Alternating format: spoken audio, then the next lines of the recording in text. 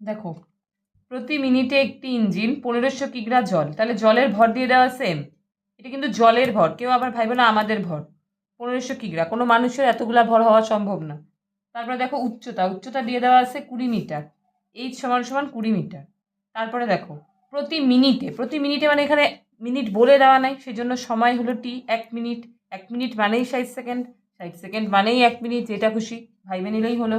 1 minute সমান সমান 60 second. তাহলে আমাদের সূত্রটা কি হইলো, এখানে আমাদের কৃত ক্ষমতা বার করতে বলছে, তাহলে কৃতকার্য সমান সমান ডাব্লিউ এম জি এইচ। দেখো তিনটারই মান দিয়ে দেওয়া, এম এর মান দিয়ে দেওয়া আছে দেখো 1500, জি এর মান দেখো দিয়ে দেওয়া আছে 9.8, জি ধরি আমরা। আরেকটা হলো এইচ দেখো 20 মিটার। হয়ে গেল, সব দিয়ে দিলাম। জি হলো গিয়ে আমাদের হয় গ্র্যাভিটি, যেটাকে আমরা বলি হচ্ছে মাধ্যাকর্ষণ শক্তি। এবার এই তিনটা আমাদের কি করতে হবে, এই তিনটা আমাদের গুণ করতে হবে। আমাদের বার করতে কি বলছে দেখো, ইঞ্জিনটির ক্ষমতা কত।